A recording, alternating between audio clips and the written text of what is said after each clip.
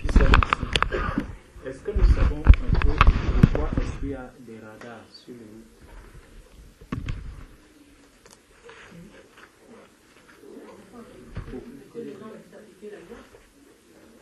Pour appliquer la loi.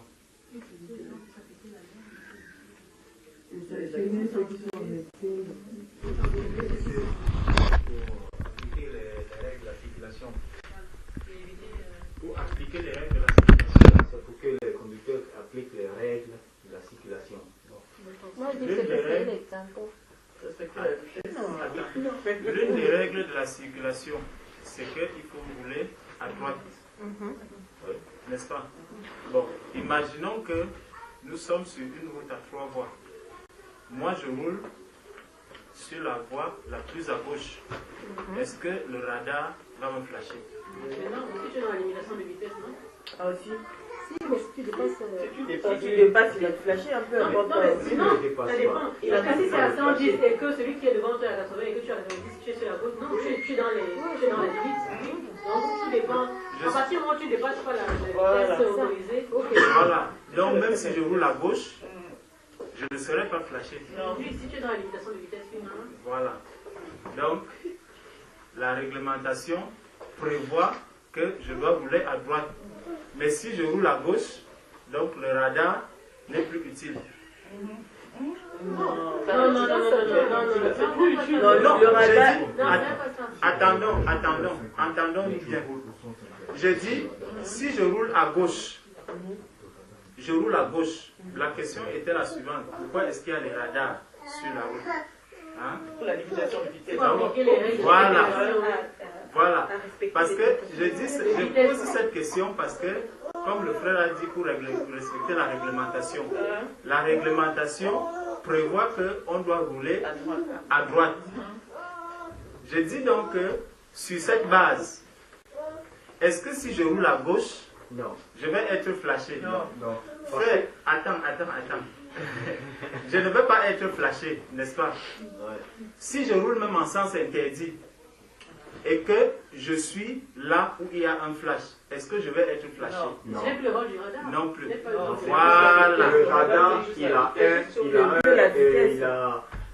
un rôle bien déterminé. C'était ça la question. De vitesse, oui, voilà. pas pour... Donc, de passer à gauche ou bien les gens s'inversent les plus rapides. Même parfois, c'est la gendarmerie, la police. En fait, le radar, il est uniquement pour les excès de vitesse. Amen. C'est la question, la réponse que je voulais. Peu importe le sens. Hein? Oui. Peu importe. Le radar n'est pas seulement pour les excès de vitesse. Si je peux me permettre. Oui. Il dit qu'il roule sur un chemin à 3 voies. Il roule en sens interdit. Si tu roules en sens interdit sur la A14, le radar va te flasher. C'est ça. Ah bon? Peu importe. Si tu roules au sens interdit sur la A14. En fait, si tu roules du côté où se trouve le radar, même on si te flash. Non, le radar regarde à 360 degrés. Donc, il a une vision par rapport. D'ailleurs, non, regarde, sur cette voie-là, non, Bayon, si t'es comme ça là, c'est la caméra. Alors, tu roules. Si t'es comme ça là, il y a une la caméra est différente du radar. Non, bien aimé, allons-y doucement. Parce que, bon, frère, moi, je n'ai pas encore entendu cela. Quand j'étais à l'auto-école, j'ai mon permis, c'est très récemment. Non, j'ai pas entendu cela. Que quoi? Que si je roule en sens inverse, par rapport au radar, je vais être flashé. Non. Parce que le radar, regarde un peu mon frère. Il y a des radars qui flashent, par exemple, par l'arrière. Et des radars qui flashent par l'avant. Oui. Donc, si je viens, dès que je traverse un radar, il va voir, peut-être, il a d'abord vu ma plaque de devant. Après, quand je rentre, un autre radar peut voir ma plaque arrière. Tu vois un peu. Donc, même si j'emprunte un sens interdit, forcément, soit il va voir ma plaque avant, soit ma plaque arrière. Mais si je ne suis pas en excès de vitesse, il ne peut pas te flasher. Il ne va pas me flasher. C'est la caméra qui te flash si tu es dans un sens interdit.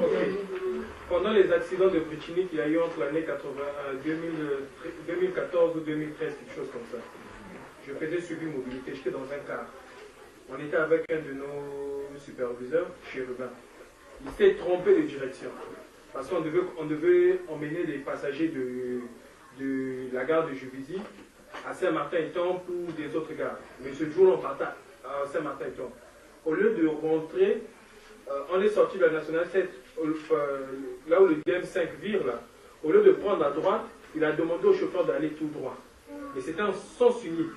Quand on est revenu, parce qu'on s'est trompé de direction, je lui ai dit non, on s'est trompé, il faut qu'on revienne. Mais le chauffeur, il a dit au chauffeur, au lieu de contourner, comme le truc est là, viens, on marche en arrière. Il est venu en sens interdit. Je te dis, il est venu en sens interdit, on nous a flashé. Quand on nous a flashé, ça n'a même pas mis du temps. C'est le PC Bus, le Steve, qui nous a appelé pour nous dire qu'il y a une contravention qui vient d'arriver, on vous a flashé. Si tu demandes à n'importe qui, demande si c'est Non, c'est pas. Non, c'est une caméra. C'est une caméra. C'est pas radar. Bon, Voilà. Non. Ne nous éloignons pas du sujet. S'il y a une caméra des sens interdits ou pas sens interdits. En tout cas, allons-y, frère. Voilà. Pour le moment, Ah non, c'est pas problématique. C'est la vitesse. Quand tu es au-delà, on te flash. C'est la vitesse. bon, pour le moment, C'est la caméra. supposons que le radar n'est là que pour la vitesse. Donc la nouvelle réglementation, je ne la connais pas dessus. Non, ça c'est en Angleterre. mais moi, ce que moi je te dis, j'ai vécu ça. Tu demandes à Chien. Non, Bayonne, non. Il y a des mecs. On te flash aussi. On nous a flashé. Et aussitôt la contravention. On n'a pas eu la contravention. À la fin de la journée, on nous a dit qu'on nous a flashé. C'est ce que j'ai dit à M. Chef. Voilà. Bon, supposons que les deux réponses sont vraies. Donc, que ce soit dans le sens interdit ou au niveau de la vitesse. Mais, nous, concentrons-nous d'abord sur la vitesse. Concentrons-nous sur la vitesse. Maintenant, quelles sont les raisons qui peuvent m'amener peut-être à un excès de vitesse?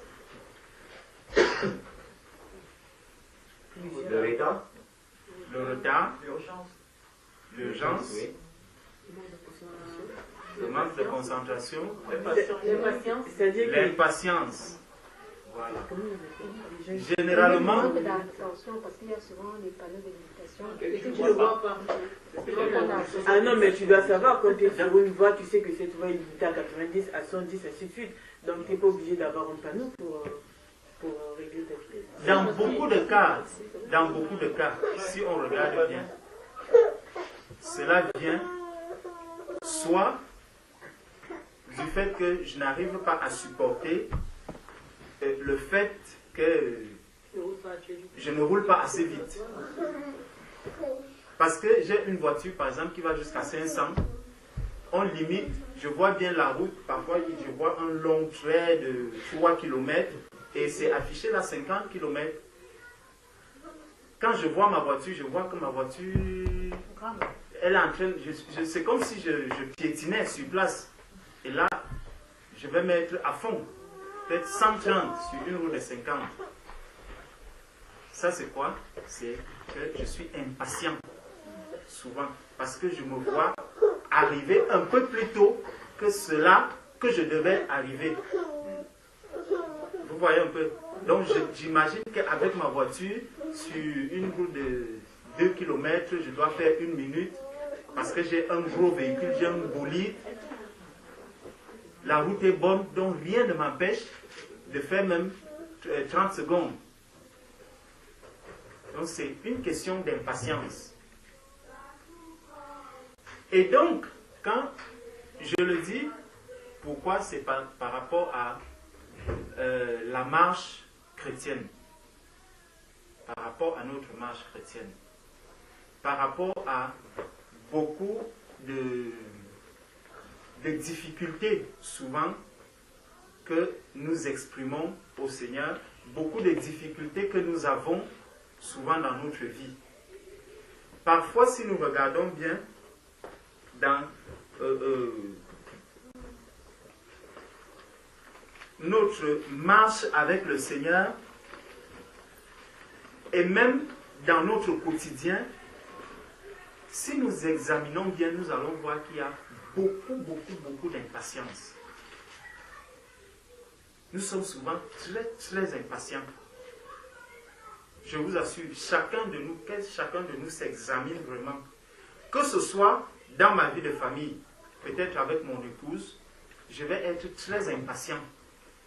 Je lui ai déjà dit qu'il faut, par exemple, se lever à 7 heures parce qu'on doit être au culte à 10 heures. Quand je vois 7h30, 8h, elle est encore en train de traîner, je commence à parler, je commence à crier, je commence à faire des choses. Ça, c'est encore de l'impatience. Quand je vois mon enfant qui a peut-être des difficultés dans un domaine à l'école, au lieu de prendre du temps pour lui expliquer, pour aller posément, je vous assure, c'est quelque chose que je vis au quotidien. Parfois, je vais me demander, mais comment tu n'arrives pas à comprendre telle chose? Pourtant, c'est facile. Pour moi, c'est facile, mais pour lui ou pour elle, ce n'est pas toujours facile. Ça, c'est encore de l'impatience. Et ça, regardons, même que ce soit même au milieu de nos collègues. Je sais une chose, c'est que la plupart de mes collègues ne sont pas convertis. Mais je vais leur demander ce qu'un chrétien doit produire, le fruit de l'esprit d'un chrétien. C'est ça que moi je vais demander à un chrétien. Je vais demander par exemple à un collègue de ne pas... de bien faire le travail, même s'il est payé pour ce travail, mais pour lui, il n'a pas... Pour lui, il se dit que c'est juste, il faut qu'il fasse quelque chose, même pour voiler les yeux, pourvu qu'à la fin du mois, que personne ne le voie et tout et tout. Donc, moi, j'attends tout ça d'un païen, alors que pour lui, il se dit, bon, j'ai signé un contrat, si je fais le travail, je sais que je commence mon travail peut-être à 9h, je finis à 18h, dès que la fin de la journée est finie, j'ai compté ma journée, je rentre chez moi. Peu importe que j'ai travaillé ou que je n'ai pas travaillé. Donc, tout ça, quand nous examinons en chacun de nous, nous allons voir beaucoup de choses qui nous entraînent au péché simplement parce que nous avons été impatients. Nous avons été impatients. Nous prions souvent pour nos familles. Nos frères, nos sœurs, nos parents ne sont pas convertis. Après, quand j'arrive, j'entends des actions de grâce. Oh, vraiment, je rends grâce à Dieu parce que mon père a accepté le Seigneur, parce que. Parfois, tu restes, tu dis, ouais, mon père, si c'était aussi mon père qui pouvait même se convertir. Je commence déjà à envier. Et ça, c'est encore un péché. Et ça révèle encore que je suis impatient. Je ne m'attends pas entièrement à l'œuvre du Seigneur. Pour moi, la seule chose que j'ai envie de faire aujourd'hui, c'est d'aller prendre mon père, l'amener dans un fleuve, le plonger au nom de Jésus, je te baptise. Ça, c'est le désir vraiment que moi j'ai en ce moment. Donc ça encore, ça révèle qu'il y a de l'impatience dans mon cœur. Même par rapport à la conversion de ces personnes. Parce que chacun vient au Seigneur en son temps. Au moment où le Seigneur a décidé qu'aujourd'hui, tu montes et tu descends. Tu passes.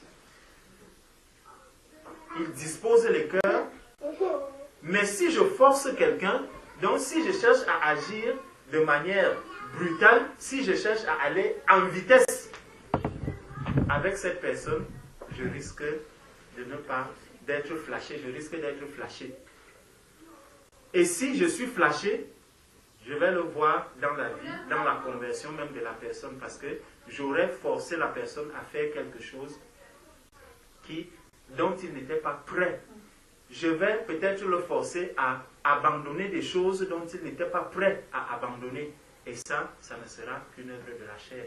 En fait, ça sera pour lui un grand fardeau. Et ça encore, ça nous montre que vraiment quand le Seigneur nous parle de certaines choses, de certains fruits, comme la patience, c'est quelque chose qu'on néglige, dont on passe dessus facilement, mais au fur et à mesure qu'on priait, ici, quand les sujets arrivaient, ce qui me revenait à cœur, c'était le problème de la patience. Je peux être malade, je me mets à souffrir, je souffre, je prie. Je dis, Seigneur, comment je n'arrive pas à guérir? Seigneur, comment ma chair, je ne ressens pas encore la guérison totale dans ma chair. Seigneur, tu as dit que ce n'est pas tes meurtrissures que je suis guéri, mais comment se fait-il qu'aujourd'hui, je continue de souffrir? Je continue de sentir mal. Pourtant, je t'ai déjà remis le sujet de ma maladie. Je n'attends pas que le Seigneur agisse en son temps. Je suis impatient et souvent, des personnes, parfois même, arrivent à se détourner encore du Seigneur à cause de cette impatience. Si aujourd'hui, nous nous précipitons peut-être pour rencontrer un médecin ou pour faire quoi que ce soit, c'est parce que nous sommes impatients. Reconnaissons-le. Le Seigneur, la parole de Dieu, nous dit que Jésus guérit toute maladie. Dans la Bible, on a vu des personnes qui étaient guéries et qui souffraient des pertes de sang depuis 12 ans, qui sont venues à Jésus, ils ont touché le vêtement était guéri, les aveugles, Jésus a guéri, a ouvert les yeux, les boiteux ont marché, tout. Ça se passe comme ça. Mais, moi-même, si je commence à souffrir du rhume, je sens déjà comment le nez picote à l'intérieur. Un jour, dès que je commence à faire le mal de tête, le lendemain, je vais rencontrer le médecin traitant. On lui a donné un grand nom, médecin traitant. Donc c'est lui qui traite. Je me dirige vers le médecin traitant. Il me prescrit un Doliprane et tout, peut-être des amoxicillines. Je les consomme. 2 jours après, je suis en forme et je continue. Ça, c'est encore quoi? Le fruit de l'impatience. J'ai été impatient. L'impatience, en fait, dans ces cas, va automatiquement avec la foi. Ça va avec la foi. Ma foi, je l'ai déposée entre les mains du médecin, les médicaments qu'il va me donner. Je vais consommer cela et je continue ma route. Donc il y a beaucoup de problèmes que nous rencontrons, même dans nos familles, avec nos époux, avec nos enfants, qui sont dus à l'impatience. Pourtant, il y a quelqu'un, si nous prenons Jean chapitre 11.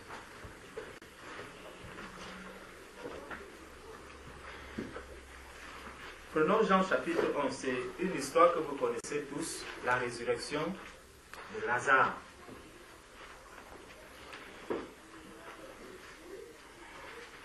La résurrection de Lazare.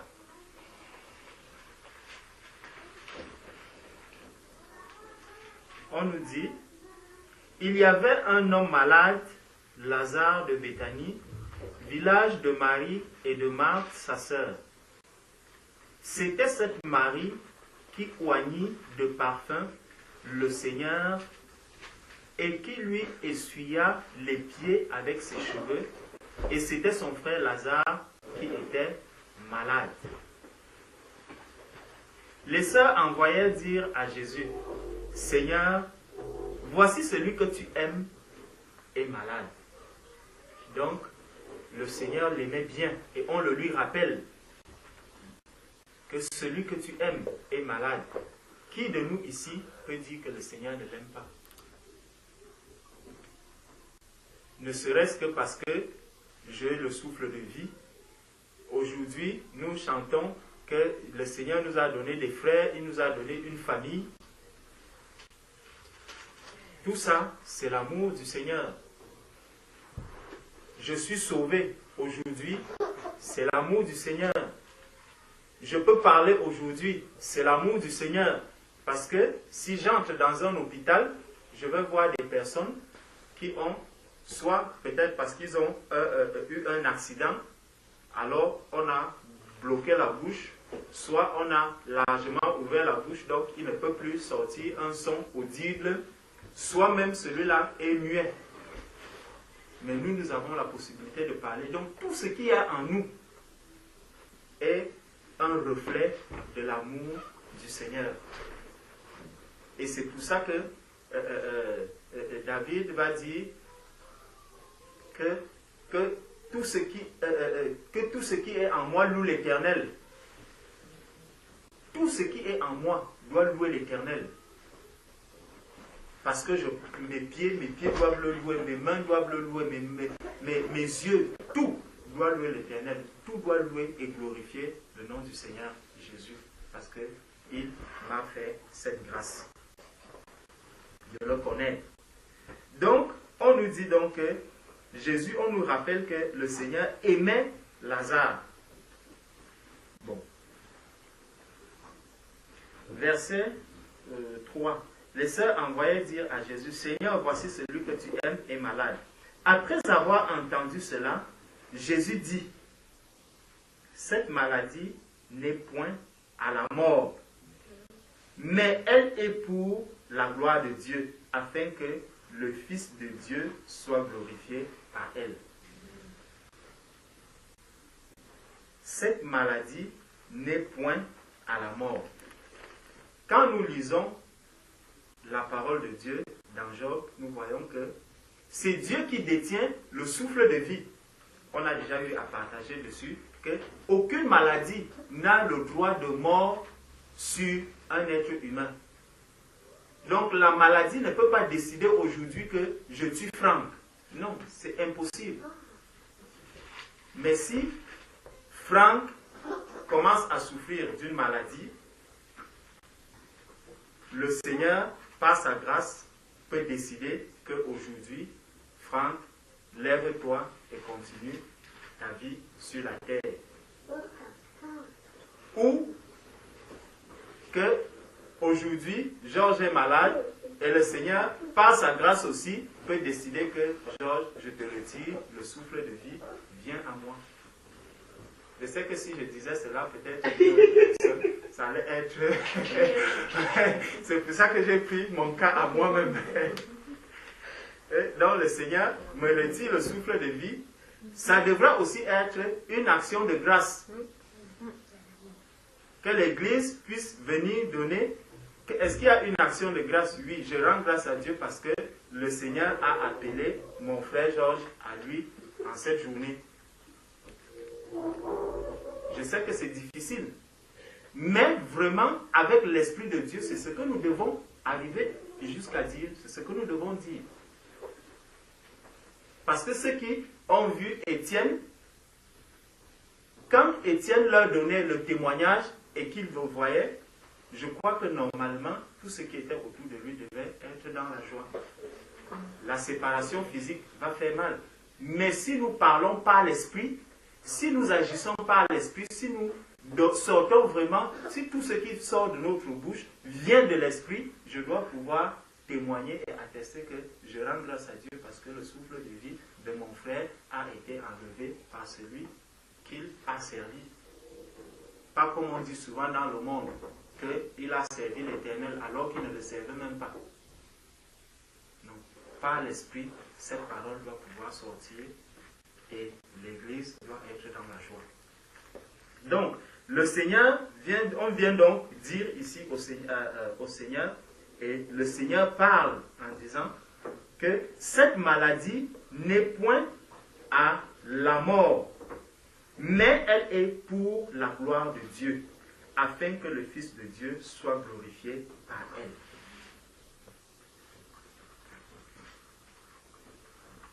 si nous comprenons bien ce verset, nous voyons que souvent nous pouvons aussi refuser au Seigneur sa gloire dans certains cas. Ça veut dire que si moi je suis malade et que le Seigneur veut se glorifier dans cette maladie, lorsque je vais arriver devant le médecin, je vais donner la gloire à qui? Au médecin. Je vais donner la gloire au médecin. Je ne saurais même pas que vraiment le Seigneur s'est glorifié dans ma guérison. Pourquoi? Parce qu'il y a eu tellement de brouillard, tellement de choses sont venues brouiller la piste du Seigneur, que la gloire de Jésus même a été, la gloire de Dieu a été totalement, quelle expression je peux utiliser? Donc on n'a pas vu, je n'ai plus eu les yeux pour voir comment Dieu s'est glorifié. Mais le Seigneur nous rappelle ici que même dans la maladie, il doit se glorifier. Dans mes souffrances, il doit se glorifier. Je dois laisser le Seigneur vraiment se glorifier. Ce n'est pas quelque chose de facile. Quand je nous parle de cette manière, ce n'est pas que moi, j'ai déjà traversé cette étape. Faux. C'est loin de là. Mais c'est ce que la parole de Dieu nous dit. Donc nous enlevons, nous atténuons souvent les faits. Par nos agissements, en fait, nous ne voyons pas souvent la gloire de Dieu se manifester. Par nos agissements, je peux agir d'une certaine manière, d'une mauvaise manière, au point d'anéantir même la visibilité que je pouvais avoir sur la gloire de Dieu dans l'épreuve qui m'arrive. Donc, le Seigneur qui nous a appelés à lui, qui dit que nous sommes devenus ses enfants, qui nous dit que si nous vivons, ce n'est plus nous qui vivons, c'est Christ qui vit en nous. Parce que lorsque l'apôtre Paul le dit, en fait, c'est l'Esprit qui parle au travers de la bouche de Paul pour révéler à Paul qui est-ce qu'il est exactement. Et aujourd'hui, si nous disons que si je vis, ce n'est plus moi qui vis, c'est Christ qui vit en moi, en fait, cela devrait être une réalité dans ma marche de tous les jours, dans tout ce que je fais. Si Christ vit donc en moi, il y a beaucoup de choses, vraiment, si j'intègre, c'est vraiment Christ qui vit en moi, il y a beaucoup de choses que je ne ferai plus. Il y a beaucoup de choses dont je pourrais même me passer. Il y a certains fruits qui vont naturellement apparaître. Si vraiment j'ai intégré, si réellement j'ai intégré que ce n'est plus moi qui vis, c'est Christ qui vit en moi. Et que tout a été renouvelé lorsque je suis né de nouveau. Et parmi ces choses, il y a l'impatience. Il y a beaucoup d'œuvres qui vont être anéanties si réellement j'intègre le fait que Christ vit en moi et que c'est Christ qui doit être glorifié dans ma vie de tous les jours, dans tout ce qui m'arrive, que ce soit dans les épreuves, dans les joies, dans les peines, dans tout ce que je vis, ma vie de tous les jours. Il faut que le Seigneur soit glorifié. Parce que lorsque le Seigneur Jésus était sur la terre, son seul but, c'était de plaire à son Père. C'était de faire la volonté de son Père, celui-là qui l'a envoyé. Donc si c'est Christ qui vit en moi, je dois avoir les mêmes désirs que Christ avait lorsqu'il était sur cette terre, c'est-à-dire plaire à son Père. Mais souvent, je vais chercher à plaire à mon épouse. Tantôt, je cherche à plaire même à mes enfants. Tantôt, je cherche même à plaire à mes collègues. Tantôt, je cherche même à plaire à mes parents. Tantôt, je cherche même à plaire. Je vais chercher à plaire même à tout le monde. Pour finir le soir, je m'agenouille et je me répands, je demande pardon à Dieu. Donc souvent on passe les journées comme ça. Au lieu de chercher à plaire à Dieu, je cherche plutôt à plaire à tous ceux qui sont autour de moi. Parce que je me dis, le soir, quand je vais prier, je vais demander pardon à Dieu. Seigneur, pardonne-moi. Mais vraiment, bien aimé, il faudrait que nous en serons délivrés. Cherchons à plaire au Seigneur. Cherchons à faire d'abord la volonté de Dieu. Tel que Christ était en train de la faire lorsqu'il était sur la terre. Et nous disons souvent que ta volonté soit faite sur la terre comme au ciel. Cette volonté ne peut être faite sur la terre que à travers l'Église. C'est à travers l'Église que la volonté de Dieu va s'accomplir sur la terre. Ce n'est pas à travers les païens.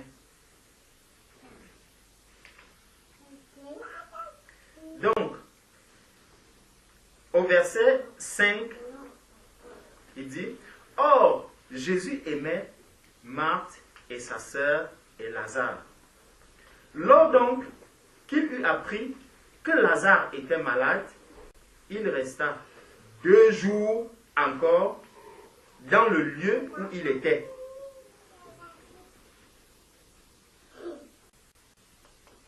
Donc, Jésus, on lui a dit que Lazare est malade.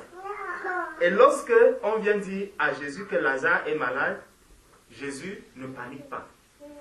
Jésus ne cherche pas à dire, ah vraiment, il faut se précipiter, emballer les choses. Là, il commence déjà à faire noir. Emballons, il faut qu'on rentre pour que mon ami Lazare ne décède pas, pour que rien n'arrive à mon ami Lazare. Il faut que j'aille prier, il faut que j'aille le ressusciter. Non. Jésus a pris l'information. Quand il prend l'information, on nous dit qu'il resta 2 jours encore dans le lieu où il était. Pourquoi autant de panique dans l'Église aujourd'hui? Pourquoi autant de panique? Pourquoi autant de crainte? Pourquoi autant d'angoisse? D'où est-ce que cela vient? Si c'est moi qui vis, ce n'est plus moi qui vis, mais c'est Christ qui vit en moi. Voici ce que Christ a fait. On vient lui annoncer que ton frère, ton ami Lazare est malade. Pour lui, ce qu'il confesse d'abord, ce n'est pas que il va mourir ou ceci. Oh Seigneur, aie pitié. Oh Seigneur. Est-ce que vraiment, mes bien-aimés, soyons sincères, on vient nous dire, notre frère est gravement malade. Et nous restons là, on se regarde, on dit, Dieu fera grâce. On continue de parler d'autre chose. Celui-même qui est venu nous annoncer la nouvelle, si c'est un frère ou une sœur, quand il partira de là, il va dire, mais je ne comprends pas, les frères qui sont même là à Grigny, je ne sais pas comment ils sont. On vient leur annoncer une mauvaise nouvelle comme celle-là. Mais ils prennent cela à la légère, ils disent, pour eux, ce n'est pas quelque chose c'est comme si ça ne les touche même pas, c'est comme si ça ne les dérangeait pas. Chacun ne tire la couverture que de son côté. Ils n'ont rien à cirer de ça. Mais exactement, Jésus ici n'a pas du tout paniqué. Si nous sommes vraiment remplis du Saint-Esprit et que nous pouvons faire confiance à ce Dieu qui a envoyé son Fils Jésus-Christ sur la terre, mourir à la croix, donner sa propre vie, vaincre cette croix, descendre, ressortir, monter au ciel physiquement. Si nous disons que c'est ce Christ qui vit en nous, bien-aimés, arrêtons de paniquer. Que le Seigneur nous aide afin que cette panique que nous avons, que nous ne paniquons plus comme ceux qui n'ont pas d'espérance. Que nous cessons de paniquer comme des personnes qui n'ont pas un père qui les aime. Parce que quand nous voyons un enfant à la rentrée, un enfant à la rentrée, nous allons le voir, il court à gauche, à droite, il va voir tel oncle, vraiment, est-ce que tu peux me donner 2 euros? Tel autre, est-ce que tu peux m'acheter des cahiers? Tel autre, est-ce que tu peux me faire? En fait, c'est parce qu'il n'a pas l'assurance que son propre père est capable de lui fournir ces choses. C'est pour ça qu'il panique, c'est pour ça qu'il court à gauche, à droite, monter, descendre. Mais nous, si nous avons vraiment cette assurance que ce Père qui est notre Seigneur et notre Sauveur est là, qu'il est le Tout-Puissant, tel que nous le chantons, tel que nous le disons dans la louange, vraiment, cessons de paniquer. Pourquoi autant de crainte? Pourquoi autant d'angoisse? Nous paniquons pour tout. Pour les rêves, on commence à paniquer. Pour la réalité, on commence à paniquer. J'ai fait un mauvais rêve aujourd'hui. Vraiment, frère, priez pour moi. Je ne sais pas ce qui m'arrive. Aujourd'hui, je venais, il y a un véhicule qui a voulu foncer sur moi. Frère, priez pour moi. Je ne sais pas ce qui m'arrive. Il y a un collègue qui me regarde des mauvais yeux. Vraiment, priez pour moi. Je ne sais pas ce qui m'arrive. Il y a à la maison, à mon épouse, entre mon épouse et moi, vraiment, c'est très difficile. Priez pour moi. Je ne sais pas ce qui m'arrive. On panique pour tout.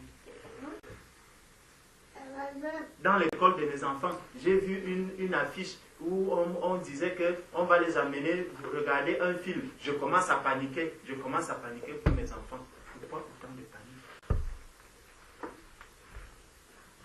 Même pour nos propres enfants, ne paniquons pas, mes bien-aimés. Parce que notre Seigneur, c'est lui qui veille sur eux. Le monde peut faire tout ce qu'il veut. Pour nos enfants, le Seigneur veille. Sa parole nous dit que nos enfants sont sanctifiés. Si je suis sanctifié, mes enfants sont sanctifiés, de quoi est-ce que j'aurais-je crainte?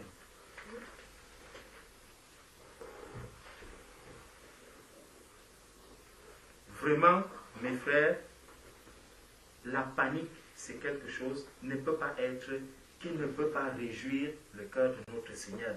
Quand il voit comment l'Église est dans la panique, quand il voit comment, parfois même, on voit un bien-aimé qui traverse des moments difficiles, qui est lucide, qui continue de dire vraiment, je bénis le Seigneur parce que je traverse des moments difficiles. Mais on va voir un autre bien-aimé qui a tout ce que le bien-aimé, qui est dans des moments difficiles, mais pour une toute petite chose, tu vas commencer à voir des cris qui viennent, des cris qui viennent, des cris qui viennent. Pourquoi autant d'angoisse? Pourquoi crions-nous autant? Pourquoi autant de manque d'assurance? Donc, le Seigneur nous dit-on au verset 6 que il resta 2 jours encore dans le lieu où il était. Et il dit ensuite aux disciples, retournons en Judée. Les disciples lui dirent, Rabbi, les Juifs tout récemment cherchaient à te lapider et tu retournes en Judée. Les disciples dont il s'agit ici n'ont pas encore traversé Acte 2. Ils n'ont pas encore traversé Acte 2. Donc, le Saint-Esprit n'est pas encore descendu en eux. Pour ne plus dire, parce que ici, ce qui est en train d'être dit ici, en fait, c'est ce que nous disons aujourd'hui. Ça, c'est la panique qui les envahit ici. Et c'est dans cette étape que nous sommes. Nous qui disons que nous avons reçu le Saint-Esprit.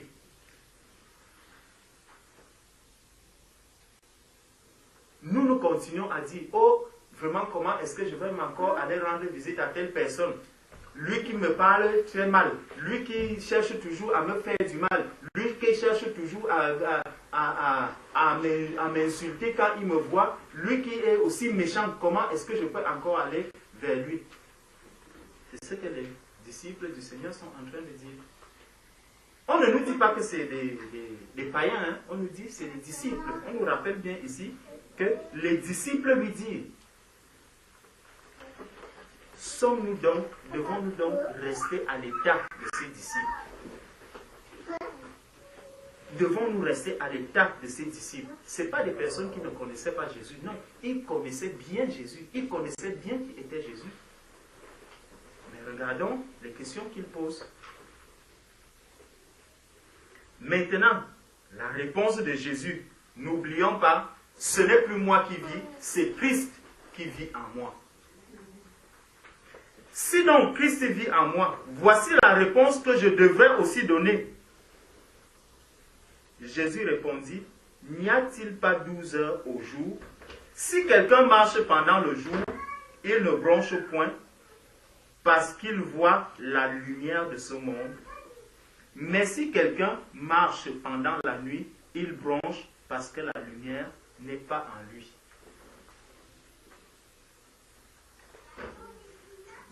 Après ces paroles, il leur dit, Lazare, notre ami, dort, mais je vais le réveiller. Aujourd'hui, nous marchons comme des personnes qui n'ont pas de lumière. Nous agissons comme des personnes qui n'ont pas d'espérance. Nous agissons dans des ténèbres, vraiment comme si le Seigneur ne nous a pas sortis des ténèbres, mais nous marchons comme si nos yeux étaient encore fermés.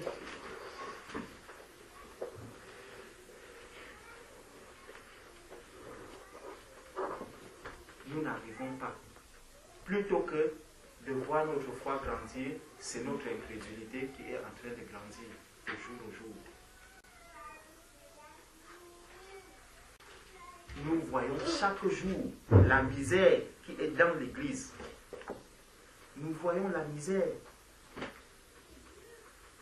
Et c'est pour cela que même quand Jésus va parler, il dit, après ces paroles, il leur dit, Lazare, notre ami. Il ne dit pas que Lazare que je connais, non. Il l'appelle mon ami, notre ami.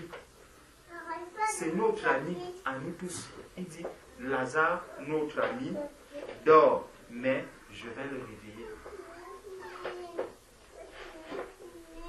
Il a une assurance qui ne dit pas, qui n'a pas de nom. Pour lui, ce n'est pas quelque chose de grave. Il n'y a rien de grave par rapport à la situation de Lazare ici. Le Seigneur ne trouve pas cette situation grave, ni dramatique. Pourquoi? Parce qu'il sait que tout ce que le Seigneur fait, son Père fait est bon. Tout ce que le Seigneur fait est bon. Si vraiment nous sommes enfants de Dieu, disons-nous que tout ce que le Seigneur fait est bon pour celui qui croit et qui demeure à ses pieds. Qu'est-ce qui fait donc mes inquiétudes? Est-ce que je crains parce que je connais exactement qui est-ce que je suis? Auprès des bien-aimés, je reflète la lumière. Lorsque je suis seul, je sais et je reconnais que je suis dans les ténèbres. Est-ce que je fais une lumière, est-ce que je fais apparaître une lumière de façade? Et qu'au-delà, donc, dès que je me sépare des bien-aimés ici, en fait, je rentre dans les ténèbres, je rentre dans mon monde. Je vis comme un caméléon. Parce que examinons vraiment la situation que nous traversons aujourd'hui. Qu'est-ce qui fait autant de crainte? Pourquoi avons-nous autant de crainte? Est-ce que c'est parce que nous n'avons pas d'assurance? C'est des questions que nous devons nous poser. Est-ce que c'est parce que nous disons que bon, il y a des super disciples, il y a ceux qui sont vraiment des vrais disciples et que nous on est là pour les accompagner? Ce n'est pas ce que dit la parole de Dieu. Le Seigneur n'a pas dit mon grand enfant ni mon petit enfant. Non, il nous appelle tous ses enfants. Nous sommes tous des rachetés. Nous sommes tous des élus.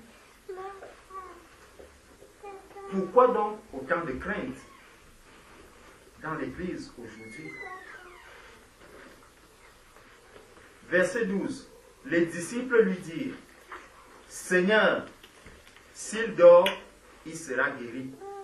Jésus avait parlé de sa mort, mais ils crurent qu'il parlait de l'assouplissement du sommeil. Alors Jésus leur dit ouvertement, Lazare est mort. Donc, la réalité est là, c'est que Lazare ne vit plus, Lazare est mort. Et à cause de vous, afin que vous croyiez, je me réjouis de ce que je n'étais pas là, mais allons vers lui. Si maintenant, je laisse mes enfants, quelque chose arrive à mon enfant, je vais commencer à me tordre la tête. Oh, vraiment, si j'étais là, ceci ne lui serait même pas arrivé. Si j'étais là, toi qui, tu es capable de faire quoi? De veiller sur un enfant? J'étais dans une même maison avec mes enfants. Ils sont entrés dans la chambre, ça n'a pas fait 2 secondes. J'entends, oh, l'un qui était en train de sauter est tombé, le front a cogné le bord du lit. Là, déchiré. Immédiatement, je me suis retrouvé aux urgences. Pourtant, j'étais présent. Donc, ce n'est pas le fait que je sois là qui va empêcher que mon enfant fasse peut-être un accident. Je peux juste peut-être lui dire, ne fais pas telle chose. Mais je ne serai pas lié, je ne vais pas attacher une chaîne au pied de l'enfant pour rester avec lui. Il monte, je monte, il descend, je descends. Moi-même à mon âge, je serai fatigué. Donc c'est Dieu qui veille sur nos enfants. Nous avons des inquiétudes, nous donnons vraiment des peines dont nous devons nous décharger. Nous avons des fardeaux dont nous devons décharger au pied du Seigneur et pouvoir faire confiance à Dieu. Mais on a une fausse illusion en se disant, oh vraiment, ma présence, il faut que je sois là pour que ceci, pour que les choses se passent bien. Si je ne suis pas au culte aujourd'hui, les choses vont mal se passer. Donc, je vais commencer à courir. Mon épouse a encore fait à traîner 2 minutes. Oh, mais fais vite, le culte va déjà commencer. Est-ce que c'est toi qui fais le culte? C'est le Seigneur. Le Seigneur Jésus a dit, je bâtirai mon église. Que tu sois présent, que tu ne sois pas présent, le culte va se tenir. Le Seigneur va se glorifier auprès de ceux qui sont présents. Le Seigneur peut même faire en sorte que quand tu commences à trop te presser, voilà, tu prends la A86, dès que tu entres, double bouchon, tu passes 2 heures de temps là, dans le bouchon, tu commences à crier. Tu dis, ouais, qu'est-ce qui m'a encore pris aujourd'hui? Pourquoi j'ai même encore... En fait, tu ne vois pas d'où est-ce que tu es parti depuis le début. Parce que le Seigneur nous enseigne au travers de toutes les épreuves que nous rencontrons au jour le jour. Qu'est-ce qui te met maintenant dans ce bouchon? Si tu avais peut-être attendu ton épouse pour qu'elle finisse de s'apprêter, ce n'est pas aussi une raison de dire que je dois laisser les choses aller à la volée, n'importe comment. Non, je dis, marchons par l'esprit. Donc, la question de l'impatience, nous devons travailler l'impatience dans notre cœur. Si je me lève, j'ai remis la journée entre les mains du Seigneur, j'ai prié le Seigneur, j'ai dit, Seigneur, aide-moi afin que je reste sur le chemin une fois aujourd'hui. Tout ce qui m'arrive, je dis, c'est pour la gloire de Dieu. Je vois mon enfant qui commence à pleurer. Si je peux encore prendre du temps, m'arrêter, prier avec l'enfant pour que les choses s'apaisent, je dis gloire à Dieu. Peut-être le Seigneur est en train de me protéger d'un accident demain. Prenons souvent ce temps. Ça nous manque beaucoup. Et tu vas te retrouver maintenant dans une situation, comme on dit souvent, insortirable. Tu commences à dire, ouais, qu'est-ce qui m'a encore pris? Comment est-ce que je me suis retrouvé? Pourtant, j'ai prié le Seigneur. Oui, tu as prié le Seigneur, mais tu n'as pas écouté la réponse du Seigneur. Parce que quand je prie, je dois savoir que prier, c'est que je parle à mon Père. Quand je finis de parler à mon Père, je m'attends à la réponse. Donc si je ne marche pas par l'esprit, je finis de parler au Seigneur. Dès que je finis, ma chair aussi dit, voilà, moi je vais te répondre maintenant. Et la chair commence à répondre, la chair commence à répondre. À la fin, je me retrouve dans des situations et je commence encore à dire, mon Dieu, pourquoi m'as-tu abandonné? Non, Dieu ne t'a pas abandonné. C'est que tu n'as pas écouté la voix du Seigneur. Donc, verset 15, et à cause de vous, afin que vous croyiez, je me réjouis de ce que je n'étais pas là, mais allons vers lui. Sur quoi Thomas, appelé Didyme, dit aux autres disciples, allons aussi afin de mourir avec lui. Vous voyez? Donc nous voyons la mort partout. Nous voyons les désastres partout. Le Seigneur va relever Lazare de là où il était. Thomas lui va dire, allons aussi mourir avec lui. Totalement désespéré. C'est le désespoir total. Bon, il a décidé de mourir. Allons. Comme il veut même nous tuer, allons-y. On va mourir une fois ça finit. On disparaît tous et peut-être il sera tranquille quand il va voir qu'on est mort. Non, bien aimé.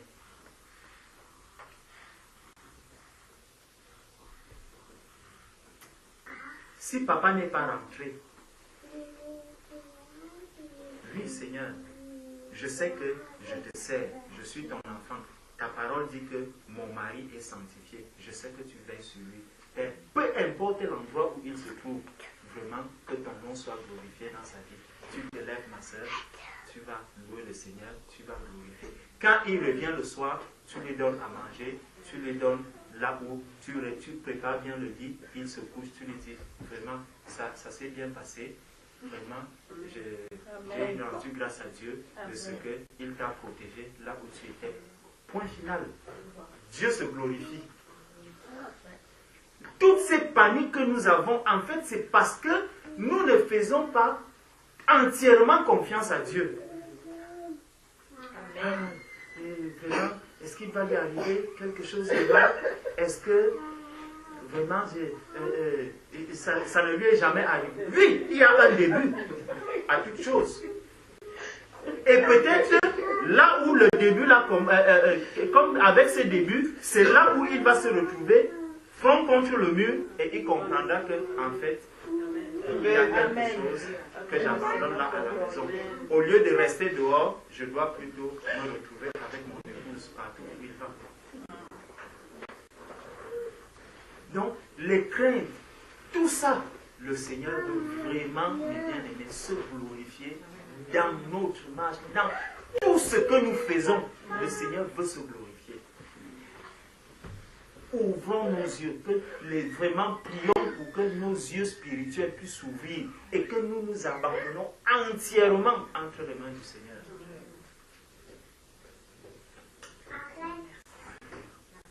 Vraiment que nous soyons délivrés de cela. Donc, il va maintenant dire, sur quoi Thomas, appelé Didyme, dit aux autres disciples, allons aussi afin de mourir avec lui. Jésus étant arrivé, trouva que Lazare était déjà depuis 4 jours dans le sépulcre. Vous voyez, Jésus, lui, il a pris son temps. Parce qu'il avait cette assurance, parce qu'il avait cette paix. Nous disons souvent que Jésus est venu nous donner la paix. Mais nous ne voyons pas cette paix, elle n'est pas visible dans l'Église. Nous n'avons pas la paix.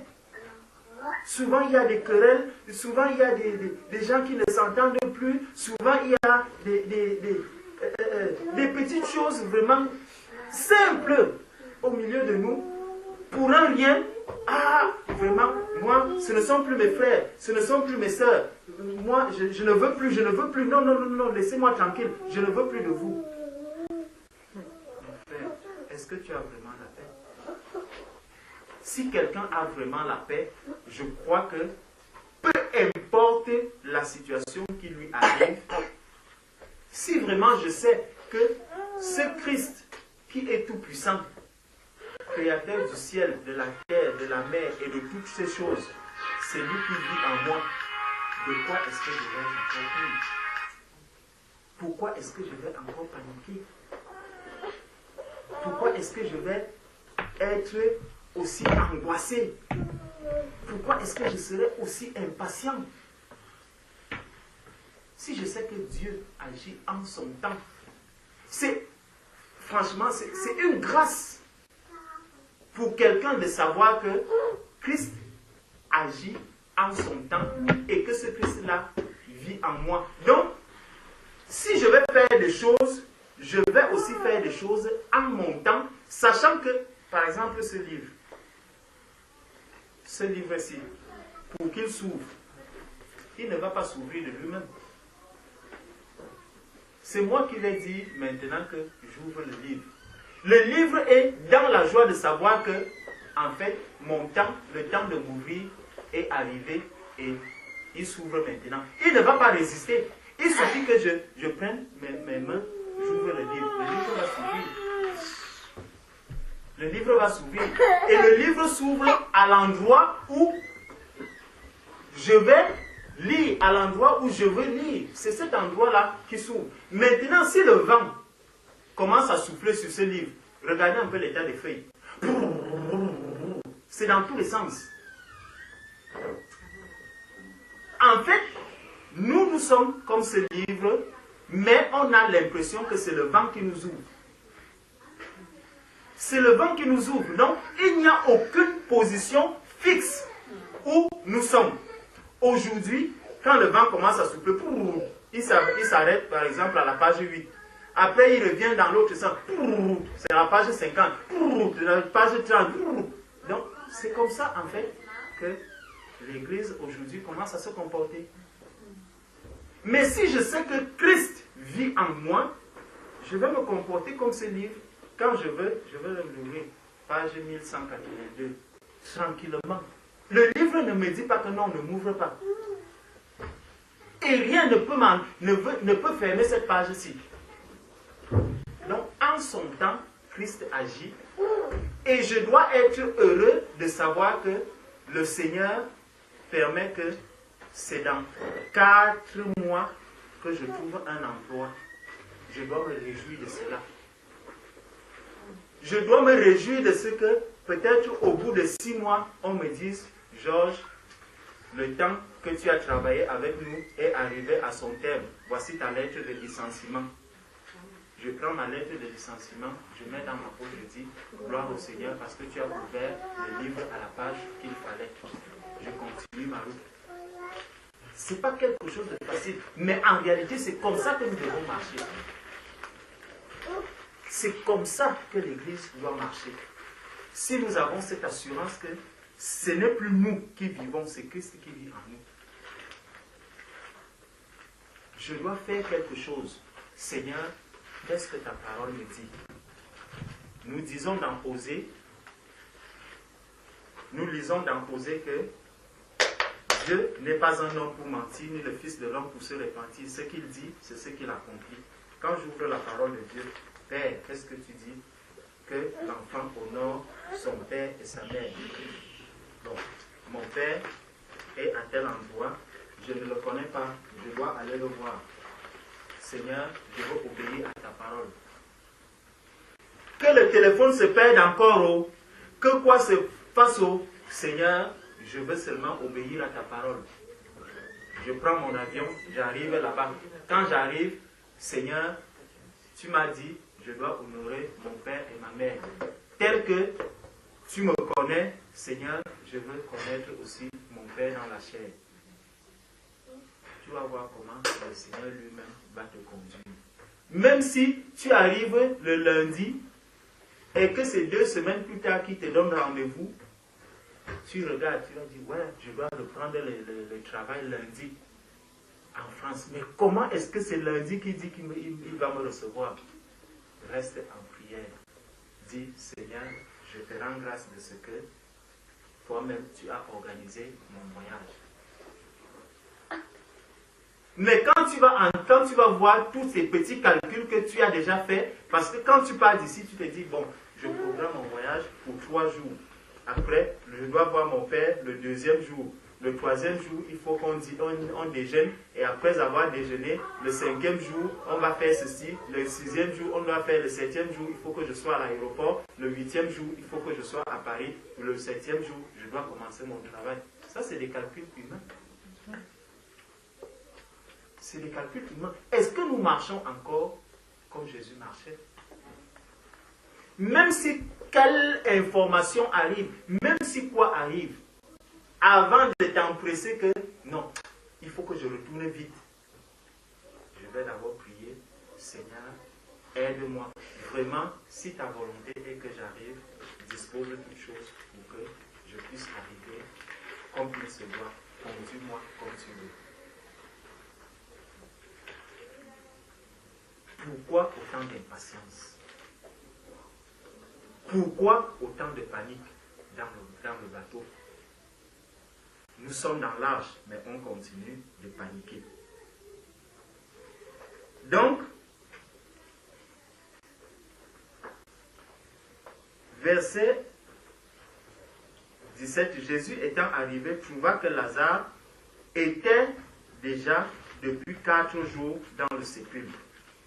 Et comme Béthanie était près de Jérusalem, à 15 stades environ, beaucoup de Juifs étaient venus vers Marthe et Marie pour les consoler de la mort de leur frère.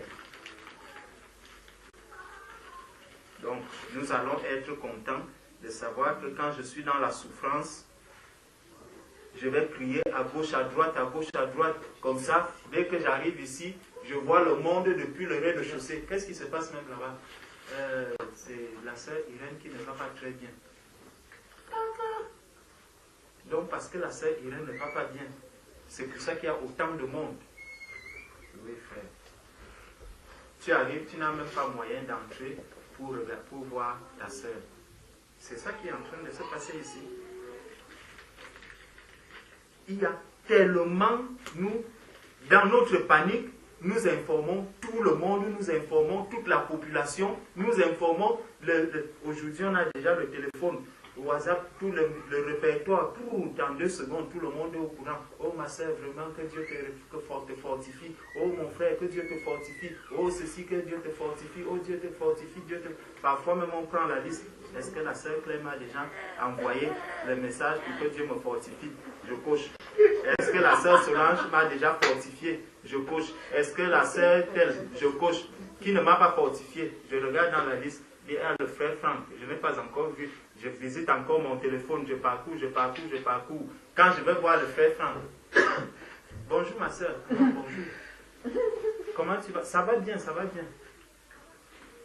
Dans le cœur, en fait, il n'y a pas la joie. Il n'y a pas la paix. Est-ce que quelqu'un a un problème? Oui, j'ai un problème avec mon frère Franck. J'ai eu des difficultés. Il n'est même pas venu, même me soutenir. Pourquoi autant d'impatience? Est-ce que tu ne sais pas que, même à cause du fait que le frère ne t'ait pas appelé, il y a quelque chose. Demande au Seigneur, Seigneur, vraiment, est-ce qu'il y a quelque chose que tu veux m'enseigner? Autant de personnes m'ont donné, m'ont soutenu, mais dans cette épreuve-ci, je n'ai pas vu le frère Franck. Peut-être ton frère, lui, il était en train de prier, d'intercéder, de jeûner même pour toi, mais tu ne sais pas. Dans quel état d'esprit était ton frère quand tu commences à porter cette haine dans le cœur? Pourquoi autant de panique? Pourquoi autant d'inquiétudes nous envahissent? Nous sommes conduits aujourd'hui de plus en plus comme le monde le veut, avec la mouvance du monde, avec tout ce que le monde veut nous présenter et nous proposer. Mais faisons attention, parce que ce n'est plus nous qui vivons, c'est Christ qui vit en nous. Nous disons souvent, oh, n'attristez pas le Saint-Esprit. N'attristez pas le Saint-Esprit par lequel vous avez été scellés pour le jour de la rédemption. Mais par toutes ces choses, on attriste le Saint-Esprit. Quand Jésus veut agir veut se glorifier dans une situation et que je ne lui donne pas la possibilité de se glorifier, en fait, il est attristé. Le Seigneur s'attriste. Nous pensons que c'est simplement parce que je vais aller voler, ou je vais aller faire ceci, ou je vais aller insulter, ou je vais... Non. Dieu veut se glorifier dans notre vie. Tous les jours de notre vie, le Seigneur veut se glorifier. Donc il y a beaucoup d'actes que nous posons et où le Saint-Esprit qui est en nous est attristé. Parce que nous avons arraché la gloire du Seigneur, nous l'avons donné soit à un homme. Nous avons arraché la gloire du Seigneur, nous avons fait autre chose de cela. Et le Saint-Esprit est attristé.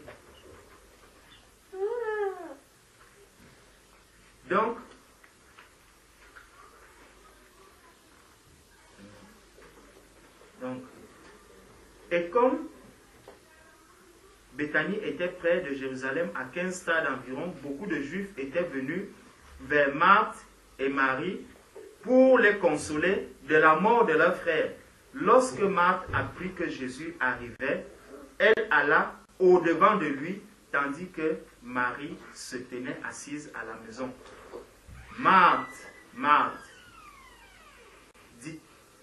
Marthe dit à Jésus, « Seigneur, si tu eusses été ici, mon frère ne serait pas mort. » Les accusations vont commencer. Si tu t'étais pressé, si tu avais aussi paniqué comme moi, si tu étais aussi dans la panique comme moi, c'est ça qu'elle est en train de lui dire. Si tu avais été ici, en esprit, ma soeur, j'étais avec toi. Je suis là, je connais la situation. Je suis au contrôle de cette situation, même mieux que toi. Est-ce qu'aujourd'hui, nous pouvons encore avoir cette assurance en notre Seigneur? Quand je vais à l'école, je dépose mes enfants. Est-ce que je suis vraiment dans la quiétude que non, mes enfants, peu importe l'endroit où ils se trouvent. Daniel était dans la fosse. Non, mais il ne paniquait pas. Les lions étaient là, donc les animaux étaient là, et lui, il était là. Il ne paniquait pas. Supposons que nous déposons même nos enfants dans une fosse aux lions. Est-ce que nous avons vraiment cette quiétude? Bien-aimés, ayons l'assurance que la parole de Dieu dit que nos enfants sont sanctifiés. Nous-mêmes, nous sommes sanctifiés. Mon mari est sanctifié. Mon épouse est sanctifiée. Ayons cette assurance dans le cœur. Et souvenons-nous de ce qu'il a eu à faire à Daniel, de ce qu'il a eu à faire à Shadrach, à Abednego, à tout cela. Souvenons-nous de ce qui est écrit dans la parole de Dieu. Ce Dieu-là n'a pas changé. Arrêtons de paniquer. Arrêtons de nous inquiéter pour les choses qui ne valent pas la peine. Ici, c'est le cas le plus difficile que l'on puisse voir, la mort. Mais notre Seigneur ne panique pas du tout. Pourquoi autant de panique? Marthe dit à Jésus, « Seigneur, si tu eusses été ici, mon frère ne serait pas mort. Mais maintenant même, je sais que tout ce que tu demanderas à Dieu, Dieu te l'accordera. » Est-ce que cette parole vient vraiment du cœur? Si tu savais donc que tout ce que je demande à Dieu, Dieu me l'accordera, pourquoi tu m'as d'abord dit que si j'étais là, il ne serait pas mort? Regarde, voyons la contradiction. Donc tu viens d'abord me dire, oh vraiment, si tu étais ici, il ne serait pas mort. Mais je sais que si tu demandes à Dieu. Donc, pour lui, là, en fait, la foi qu'elle a maintenant, en fait, c'est une foi de quelqu'un qui est désespéré. C'est quelqu'un qui dit que qu'il pleuve, qu'il neige, il faut que tu fasses quelque chose. En fait, c'est ça qu'elle est en train de lui dire. Il faut que tu fasses quelque chose. Là. Je ne veux rien entendre d'autre. Il faut que mon frère là, qu'il sorte. Fais des pieds et des mains pour qu'il sorte. Ce n'est pas une vraie assurance qu'elle a ici. Parce que quand on regarde bien, imaginons, j'ai faim, et puis j'arrive à un endroit, je vois le propriétaire d'un grand magasin qui a des pains et qui distribue des pains. Quand je vais le voir, je ne vais pas commencer à lui dire vraiment, si tu étais ici depuis 2 jours, j'aurais mangé. Non. La seule chose vraiment pour laquelle mon cœur va commencer à battre, c'est que mon tour arrive, que je prenne mon pain et que je le mange. C'est tout. Donc la première parole, c'est vraiment, si tu étais ici, est-ce que c'est toi qui me commandes? Ce n'est pas toi qui me commandes. J'apporte mon pain quand je veux. Je distribue mon pain quand je veux. Donc tout ce que tu es en train de faire là, vraiment, c'est inutile. Tu paniques pour rien. Tout le bavardage que tu fais, c'est inutile en fait. Tu gagnerais à économiser ton souffle, ta salive et tout. Attends ton tour, je te donne ton pain, tu manges et ton ventre est rassasié. Donc c'est tout. Et c'est comme ça en fait que nous comportons aujourd'hui dans l'église. On bavade, et après on va dire, Seigneur, je sais que tu es capable. Tu sais quoi? Tu ne sais pas. Parce que trop de bavardage que tu as apporté avant me confirme que, en fait, tu n'as pas cette assurance dans le cœur. Donc, Marthe dit à Jésus, Seigneur, si tu eusse été ici, mon frère ne serait pas mort. Mais maintenant même, je sais que ce que tu demanderas à Dieu, Dieu te l'accordera. Jésus lui dit, ton frère ressuscitera. Je sais, il répondit Marthe, qu'il ressuscitera à la résurrection au dernier jour. Jésus lui dit, je suis la résurrection et la vie. Celui qui croit en moi vivra quand même il sera mort. Jésus est la résurrection, il est la vie. Amen. Ton mari est sorti. C'est Jésus qui va le ressusciter de là où il est parti. Amen. C'est lui seul qui va le ressusciter et lui donner la vie. Parce que Christ, que tu es venu louer, que tu es venu adorer, il dit, je suis la résurrection et la vie. Amen. Il est encore en train de chercher. Ne sois pas impatient. Reste comme Marie était, au pied du Seigneur. Continue de prier. Tu le regardes, il monte, il descend, il crie, il t'humilie, il fait tout ce qu'il fait. Regarde seulement. Ma soeur, ne dis rien, ferme la bouche. Ton Dieu est tout puissant. Amen. Celui que tu sers, il dit, je suis la résurrection et la vie.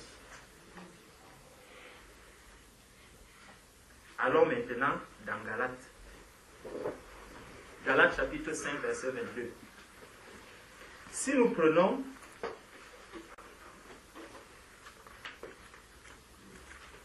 au verset 16, d'abord Galates chapitre 5, verset 16.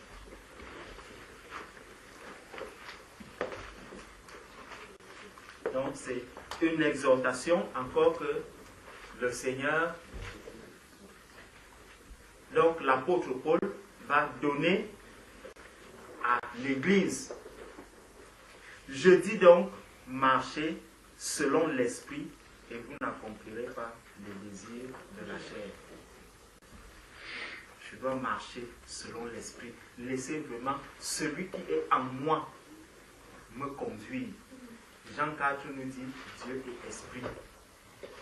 Dieu est esprit. Et ceux qui l'adorent doivent l'adorer en esprit et en vérité.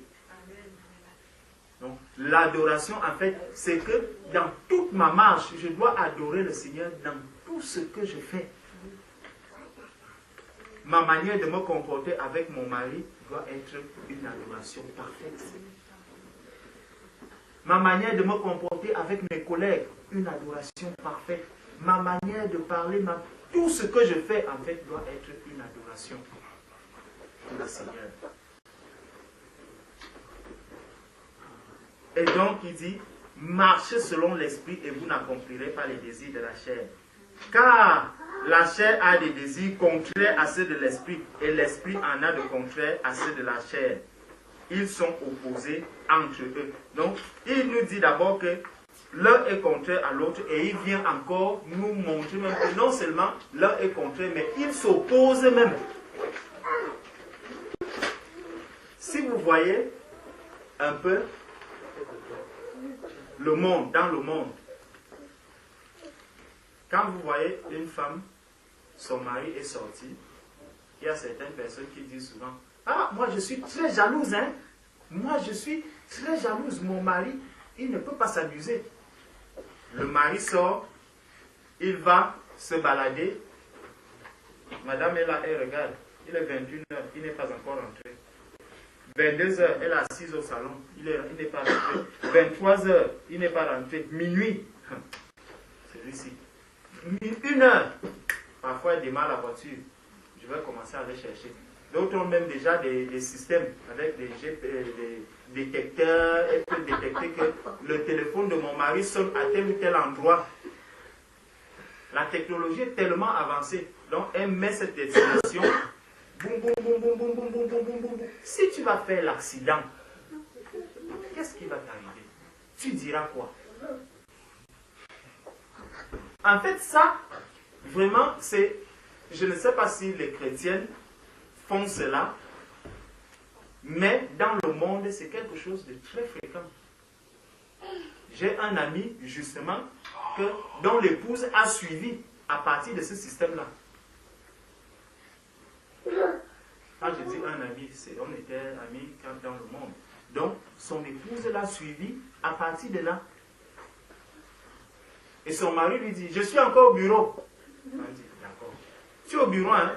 Oui, je suis encore au bureau.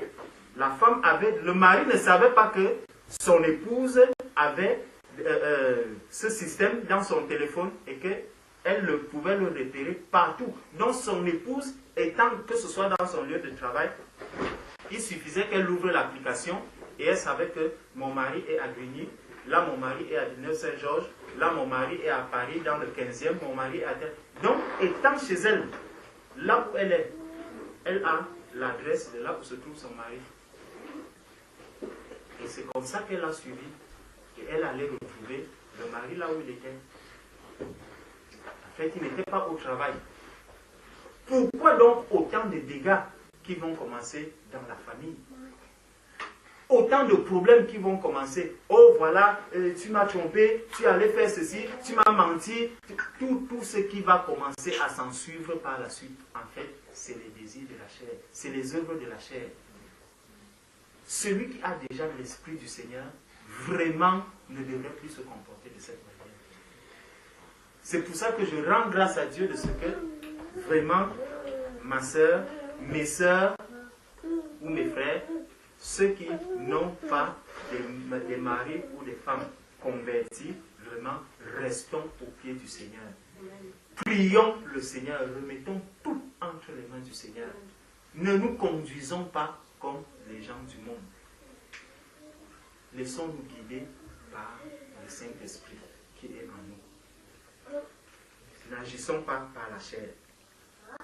Donc, il dit, les œuvres de la chair s'opposent à celles de l'esprit, afin que vous ne fassiez point ce que vous voudriez. Si vous êtes conduit par l'esprit, vous n'êtes point sous la loi.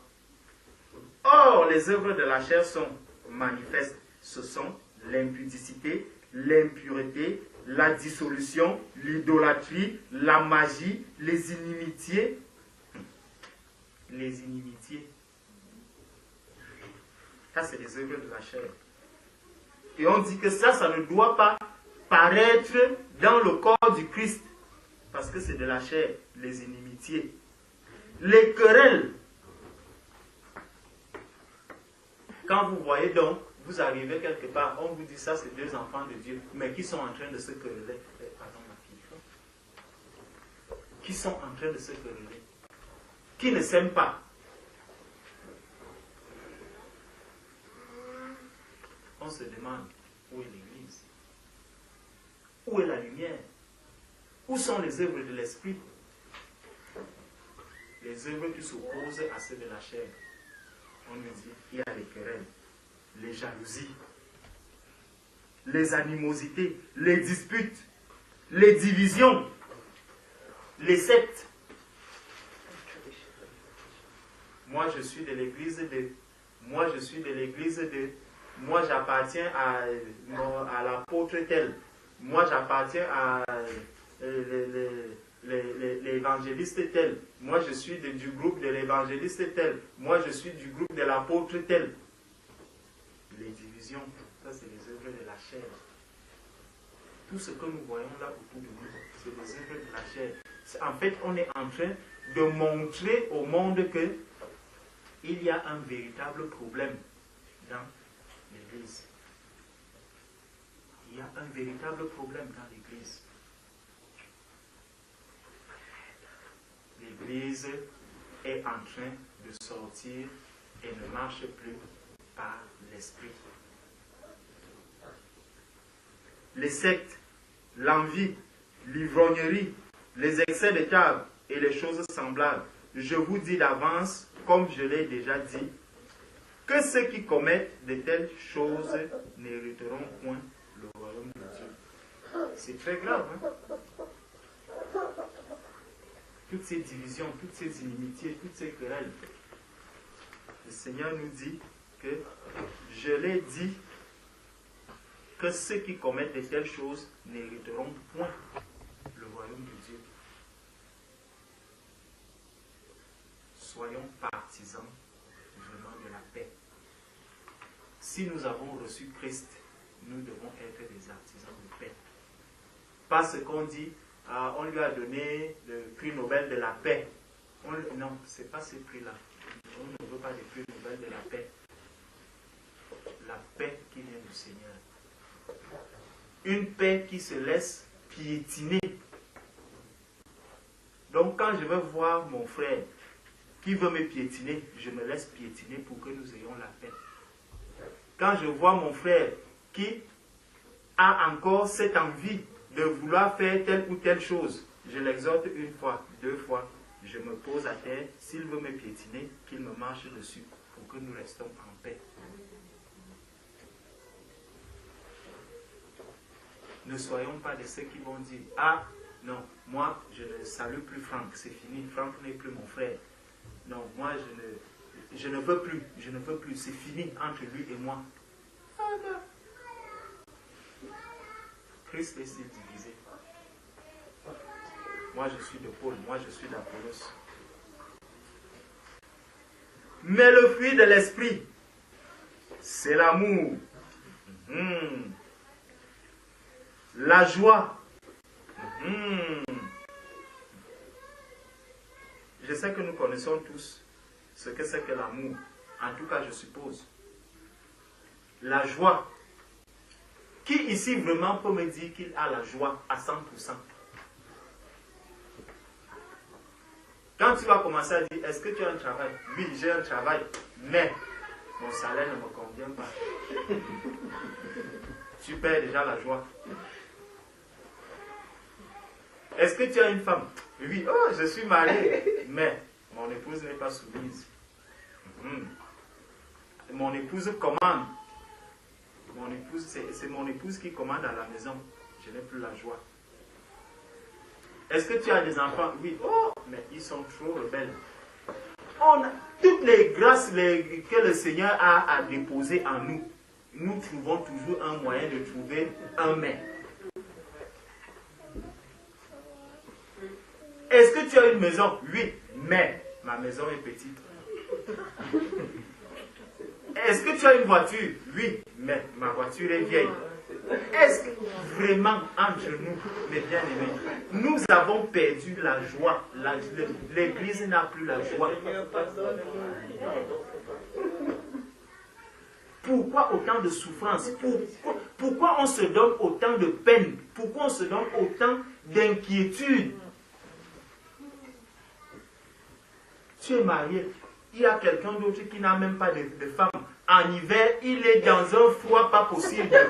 Toi, même si au moins tu as un mari, s'il est sorti, tu continues à prier que non, Seigneur, qu'il revienne.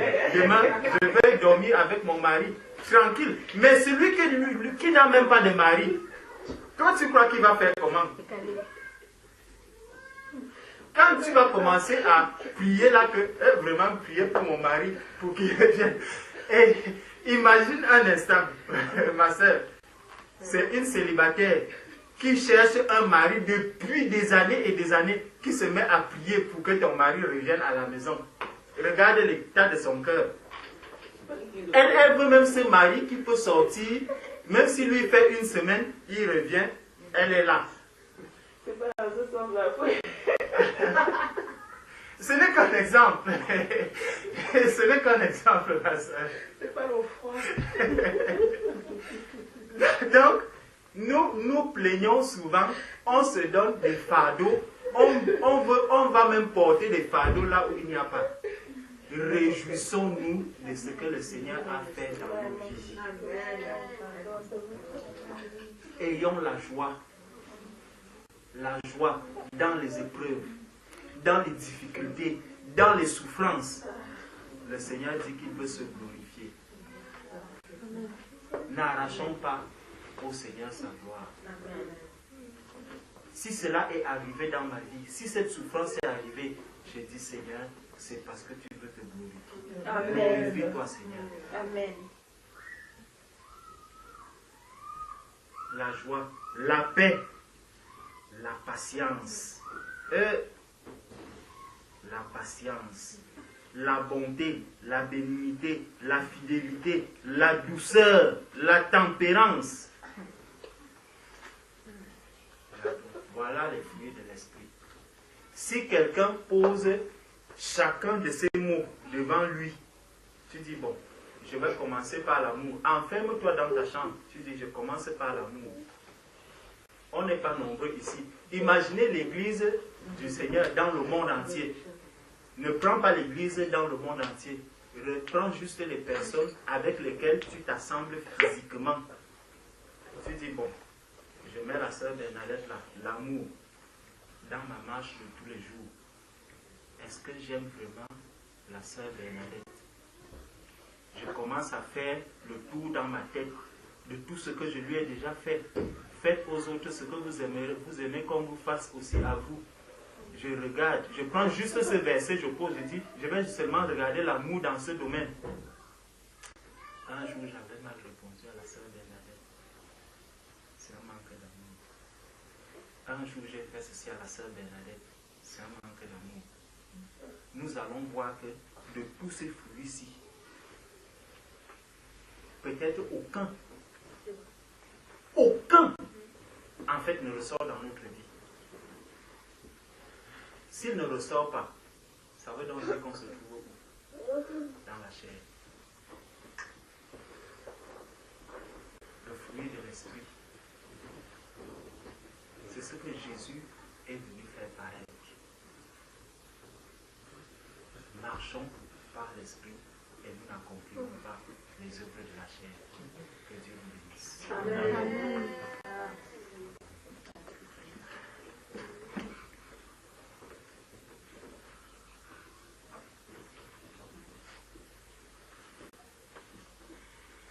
Je vais apporter une petite exhortation pour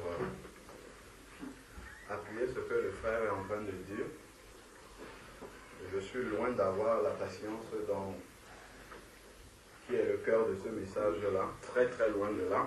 Et il y a beaucoup de choses que j'ai reconnues, notamment dans le travail avec les enfants. Je suis très impatient. Lorsque je travaille avec les enfants, il faut qu'ils comprennent rapidement. Et beaucoup d'autres choses. Bon, mais ce n'est pas cet aspect-là que je veux ouvrir. Donc, le frère a fini sur les œuvres de l'esprit.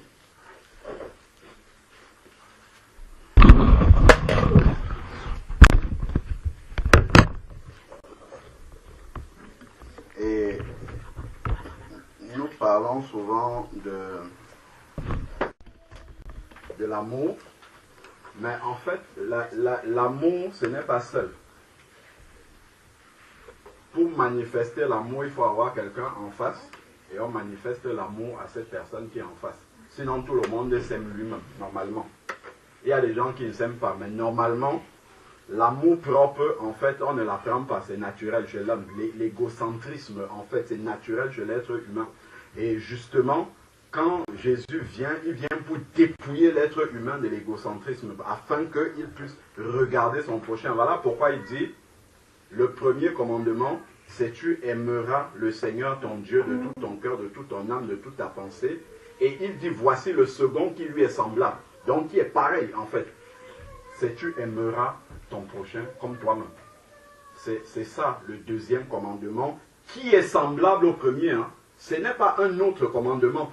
Parce qu'en réalité, Dieu, tu ne le vois pas. Donc quand tu dis j'aime Christ, en fait tu ne vois pas Christ. Tu ne peux pas réellement prouver à Christ que tu l'aimes. Mais tu vas aimer Christ au travers de ton prochain. C'est pour ça qu'il dit que voilà le deuxième qui est semblable au premier. Parce que tu accomplis le premier en faisant le deuxième également. C'est ça qu'il y a dans cette vérité-là. Bon, je vais nous prendre 2 versets. Et après, vous allez vite voir là où je vais en venir.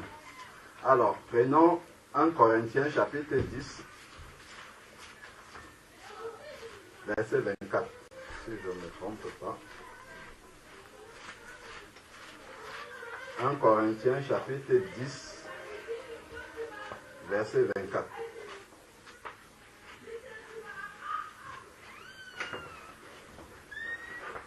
Il est dit ici, et ça va dans ce sens-là de l'amour, que personne ne cherche son propre intérêt, mais celui d'autrui. C'est comme ça, en fait, qu'on commence à ressentir à l'intérieur de nous que vraiment Christ est en train de prendre la place. C'est quand on commence à s'oublier soi-même pour mettre les besoins des autres en avant, devant, avant ce que nous-mêmes nous voulons. C'est là qu'on commence à réaliser que Christ est vraiment en train d'agir en nous. N'oublions pas Philippiens 2 qui dit que Christ n'a pas regardé le trône qu'il avait dans le ciel, mais il a laissé tout cela, toute cette gloire-là, pour descendre mourir pour nous les pécheurs, alors qu'il n'avait pas besoin de nous déjà dans le ciel. On n'était pas indispensable pour lui. Mais il a accepté de se dépouiller de cette gloire-là pour venir mourir pour nous. Donc, il a renoncé à ce que lui-même, il avait droit pour venir mettre au bénéfice de d'autres personnes. Et c'est ça le véritable amour de Christ. C'est quand on commence à s'oublier soi-même et à mettre les intérêts des autres en avant par rapport à nous-mêmes. C'est là qu'on entre dans l'amour de Christ. Et Dieu se glorifie dans ces petites choses-là. C'est des choses qu'on ne voit pas. Souvent, on cherche beaucoup de choses, mais il y a des toutes petites choses, en fait, que Christ attend de nous, qui sont très simples. Et au travers de cela, réellement, on commence à ressentir que la place de Christ est vraiment en train de s'asseoir en nous. Lorsque nous regardons Philippiens chapitre 2, qui reprend le verset que nous venons de dire, il est dit dans Philippiens chapitre 2, il dit, mettez le comble à ma joie, Philippiens 2, 2, mettez le comble à ma joie, afin d'avoir une même pensée, ayez un même amour. Je vais recommencer en fait. On dit, mettez le comble à ma joie, afin d'avoir une même pensée. Une même pensée. Là où la sœur Solange est assise ici, elle écoute la parole de Dieu. Mais quelque part dans sa pensée, c'est une maman. Elle pense à ses enfants qui sont là-bas derrière. Est-ce que toi qui es assise là-bas, tu penses aux enfants de Solange qui sont là-bas? Si tu n'as pas d'enfant, la sœur Claire n'a pas d'enfant par exemple, est-ce que tu penses aux enfants de la sœur Solange? Non. Non. Mais il dit, ayez une même pensée. C'est-à-dire que la préoccupation qui est dans la tête de ma sœur, les préoccupations visibles que je peux voir, que je peux sentir, que ça là, c'est quelque chose qui lui tient à elle, a certainement plein d'autres préoccupations dont nous n'avons pas la solution. Mais ce dont j'ai la solution, il dit, ayez la même pensée. En fait, ça c'est réellement l'amour de Christ. Hein. C'est-à-dire que ce qui peut être je sais que la sœur, par exemple, fait des études. Si de temps en temps, je prends mon SMS, je dis, ma sœur, du courage par rapport à tes études. Je ne peux pas venir étudier ces leçons pour elle. Mais je peux au moins lui dire du courage, ma soeur. C'est-à-dire que ce fardeau-là qu'elle a, j'ai cette pensée-là aussi en moi qui me dit, vraiment, cette sœur-là, c'est un exemple. Hein. Plein d'autres personnes ont d'autres sujets. Juste, si je ne peux rien faire, au moins encourager. C'est ça l'amour. Quand je commence à considérer aussi les intérêts de l'autre. Quand je commence à porter les fardeaux de l'autre avec lui, qu'il sente en fait que j'ai ce fardeau-là, mais je ne le porte pas seul. Parce qu'une seule personne a pensé à ce fardeau. Je dis juste penser à ce fardeau-là. C'est déjà plus léger. C'est déjà quelque chose qui pèse moins pour cette personne-là. Et ce sont des bases, c'est le B à bas en fait de l'évangile. C'est la base même de l'évangile. C'est là-dessus en fait que la différence se fait avec ceux qui ne connaissent pas Jésus-Christ. Dans ce monde-ci, c'est chacun pour soi. C'est ça. Mais nous ne devons pas marcher selon cette voie-là. C'est écrit ici, en fait, ayez un même amour.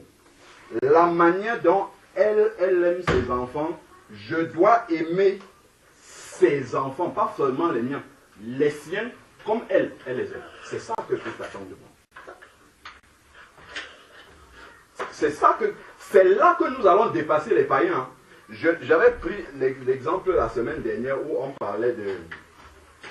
Quand un païen prie, par exemple, Dieu peut exaucer, même s'il ne connaît pas Dieu, en disant que si la fille de la sœur Irène lui demande un bonbon, elle peut ne pas lui donner, mais elle a le devoir de lui expliquer pourquoi elle ne lui donne pas, et elle lui donnera ça peut-être plus tard. Par contre, la fille de la voisine, elle n'a aucune obligation de donner à la fille de la voisine, elle donne si elle veut. Par contre, en tant qu'enfant de Dieu, c'est un païen qui va se comporter comme ça avec la fille de la voisine. Mais sœur Irène, parce qu'elle a l'esprit de Dieu, elle va traiter la fille de sa voisine, qu'elle ne connaît peut-être pas exactement comme son enfant. C'est ça qui va faire la différence. Est-ce qu'on voit? Parce que au travers de cet enfant-là, elle va voir en fait son propre enfant. Et c'est comme ça que Christ en fait voit les personnes sur la terre. Et nous devons avancer de la même manière. Donc ensuite maintenant, il dit donc le même amour. Ayant le même amour, une même âme, une seule pensée. Ne faites rien par rivalité ni par vaine gloire, mais dans l'humilité. Toujours s'abaisser. Estimez les autres supérieurs à vous-même. Et ensuite, il revient encore au verset 4, ici, qui est le même que, qui est une autre façon également de dire 1 Corinthiens 10, 24. Il dit que chacun de vous, au lieu de considérer ses propres intérêts, considère aussi ceux des autres. Regardons maintenant la parole du Seigneur ici dans Deutéronome chapitre 4 ou 6.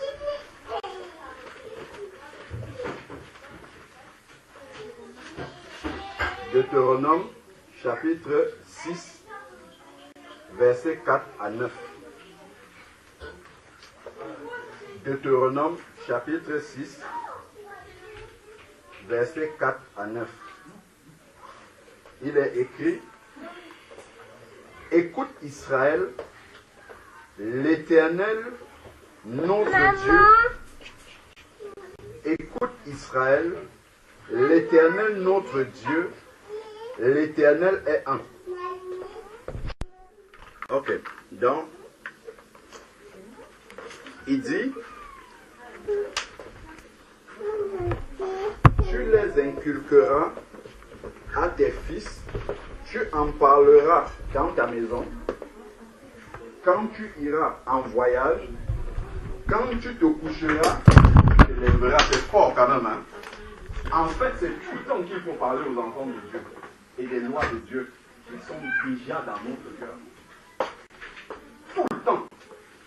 Quand tu te coucheras, quand tu te lèveras, ce n'est même pas suffisant encore. Il dit, tu les liras comme un signe sur ta main et elles seront comme des frontaux entre tes yeux. Tu les écriras sur les poteaux de ta maison. Des fois, on voit des versets bibliques affichés dans la maison. Quand les enfants commencent à lire, ils lisent ces versets-là. Tu les écriras sur les poteaux de ta maison et sur tes portes. Il y a quelque chose qui attire mon attention. Allons dans le Nouveau Testament maintenant. Regardons par exemple dans Éphésiens chapitre 4. Si on prend Éphésiens chapitre 4,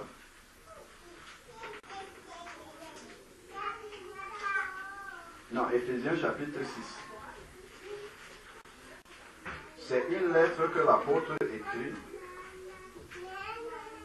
à l'église d'Éphèse. Dans ce chapitre-ci, il commence le premier verset. Il dit, enfants, obéissez à vos parents, selon le Seigneur, car cela est juste. Honore ton père et ta mère, c'est le premier commandement.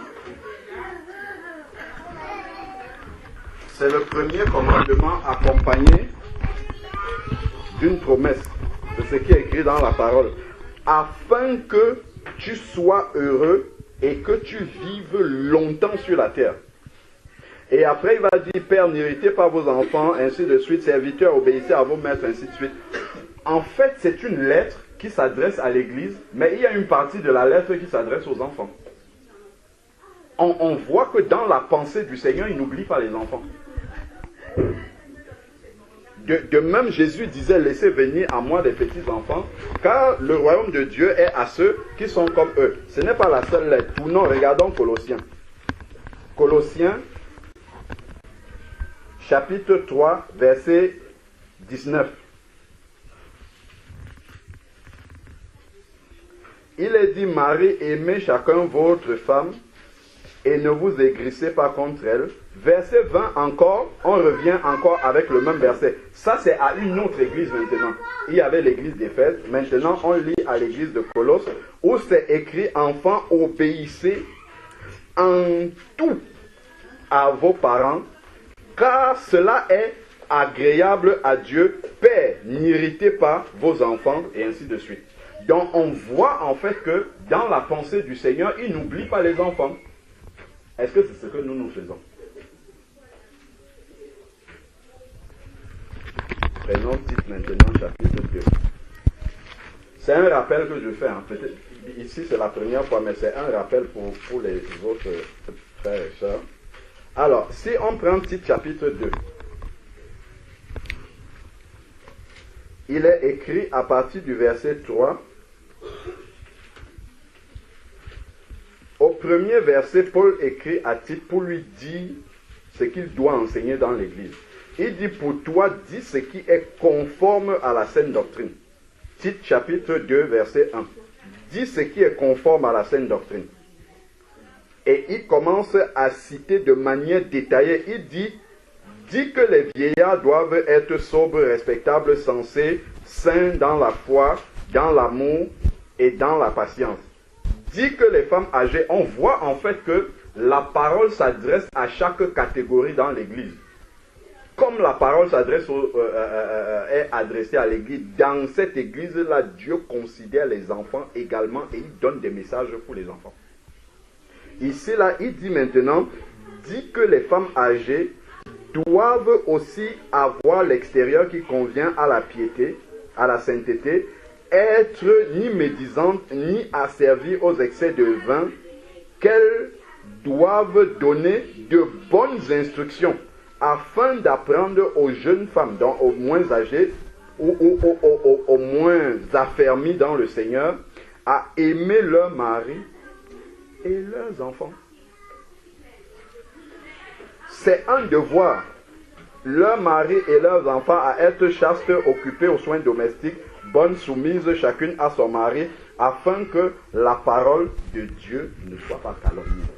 Le frère parlait tout à l'heure, par l'Esprit de Dieu, de l'impatience, du manque de confiance que nous avons en Dieu. Si nous avons la même pensée, je vous ai déjà dit ça beaucoup de fois, l'amour veut que, en fait, je prenne ma soeur comme moi-même.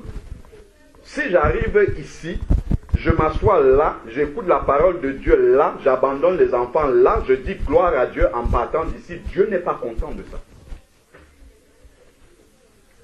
Quand on dit on va au culte, les enfants commencent à prendre les tablettes pour mettre... C'est quoi ça? On va pour jouer au culte? Parce que nous abandonnons les enfants. Déjà toute la semaine, nous laissons les enfants entre les mains des païens. Dimanche encore, on les abandonne tout seuls comme ça. C'est pas normal, mes frères et sœurs. Et pour que cela ne repose pas sur une personne, si ce sont seulement celles qui ont les enfants qui doivent s'occuper de ces enfants, nous sommes des païens, mes frères et sœurs. Nous sommes comme des païens. C'est pas normal. On ne doit même pas prêcher là-dessus. On ne doit pas dire ça. C'est-à-dire, si j'ai la même pensée que Solange, et je l'ai fait déjà beaucoup de fois, la place que Dieu m'a donnée, c'est ici, c'est donner la parole là. Mais beaucoup de fois, c'est pour nous parler en fait que je fais ça. J'arrive, je m'en vais m'asseoir avec les enfants, c'est pas pour jouer. Je fais le culte comme je fais ici avec vous. C'est la même chose que je fais à un niveau avec un langage moins... Apprendre aux enfants à prier. Apprendre, ça veut dire quoi prier? Apprendre à intercéder pour les autres. Chacun déjà a ce devoir-là à la maison. Chacun inculque ça déjà à son enfant. Mais pourquoi ce que moi j'ai déposé, j'ai reçu comme dépôt en moi, pourquoi je ne vais pas le donner aussi à l'enfant de Solange et à l'enfant de l'autre? Peut-être en faisant ces petites choses-là qui sont des détails, vous allez découvrir l'appel que Dieu vous a donné dans l'église. Mais en restant ici en se disant, si je loupe une minute, la Bible dit que la parole de Dieu ne sort pas et ne retourne à lui sans avoir accompli son effet. Si Dieu a sorti une parole, aujourd'hui qui est pour toi, tu vas l'entendre. Que tu sois là-bas, que tu ne vas pas rater cette parole-là. C'est une question de confiance au Seigneur. Ce n'est pas parce que tu vas rester ici, là, du début jusqu'à la fin du culte, peut-être il n'y a même pas une parole qui est pour toi, là. Mais si Dieu a donné une parole qui est pour toi, tu ne passeras pas à côté. Mais l'amour que tu auras, qui va te... En fait, c'est l'amour que tu as pour Solange qui va te pousser d'aller t'occuper de ses enfants. En fait, c'est ça. Mais l'indifférence que tu as pour elle va te faire être indifférent vis-à-vis. C'est la réalité que je suis en train de nous dire. Hein. Ce sont des choses simples, en fait. Simples. Si j'attends juste que, comme la préoccupation de ses enfants sont remplies dans sa... À un moment donné, elle va dire, je m'en vais même voir. Si je n'ai pas la même pensée qu'elle, en fait, je loupe quelque chose. Le Seigneur nous a déjà interpellés là-dessus beaucoup de fois. Soyons vigilants par rapport à ça. N'abandonnons pas les enfants là-bas. Il faut que quand les enfants sortent, déjà quand ils viennent dans leur tête, déjà qu'ils sachent qu'ils viennent pour apprendre, pour passer du temps, comme nous, dans la présence de Dieu. Quand ils rentrent, si vous leur demandez, qu'est-ce que tu as fait aujourd'hui? Mais qu'ils ne me disent pas la même chose que quand ils reviennent du centre de loisirs. On n'est pas un centre de loisirs ici. Ils viennent pour apprendre la parole de Dieu. En rentrant, ils doivent dire, aujourd'hui j'ai appris l'histoire de Jonas, j'ai prié pour Annick, pour Franck, pour, je sais pas, j'ai prié pour les autres surtout. Ça commence petit comme ça. Hein. J'ai prié pour les autres. Et en fait, c'est l'église de demain qui est là. Si nous on vient, on prend tout pour nous ici et on coupe la branche sur laquelle nous sommes assis, l'église de demain sera comment? Les enfants, en fait, ce que nous on n'a pas reçu quand on était petits, ne refaisons pas les mêmes erreurs. Donnons aux enfants dès la racine la parole qu'il faut. On le fait déjà à la maison, mais ici, faisons bénéficier aux enfants ce que nous donnons à nos enfants à la maison. Donnons ça aux enfants de nos frères et nos sœurs également quand nous sommes là. C'est très important.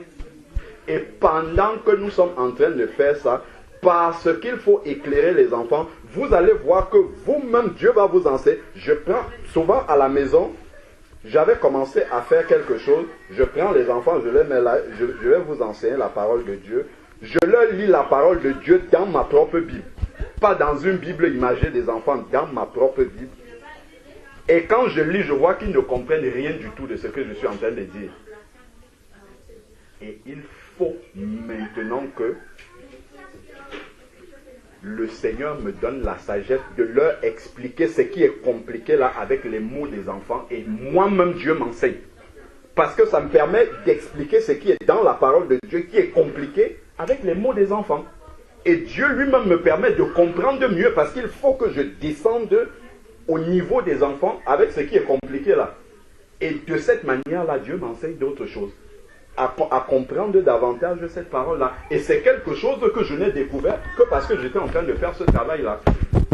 Et donc, il y a des petites choses comme ça que Dieu attend de nous. Ne soyons pas égoïstes. Moi, je nous dis que c'est égoïste de venir ici, d'écouter la parole pour soi et de rentrer. Ça, c'est égoïste. Ne soyons pas comme ça. Faisons, pour que ça ne pèse pas sur une personne, faisons des tours, allons.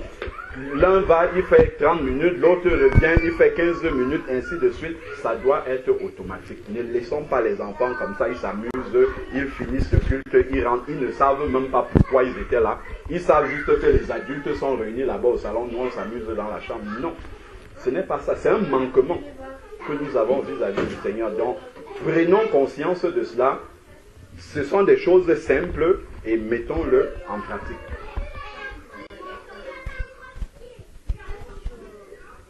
Est-ce que nous réalisons que ça c'est quelque chose d'important? Que Dieu nous bénisse et ça rentre dans le cadre de l'impatience, du manque de confiance en Dieu parce qu'on pense que si on se déplace, on va perdre quelque chose, on va rien perdre, rien du tout. Si c'est Dieu qui a préparé quelque chose pour nous, on ne va pas passer à côté.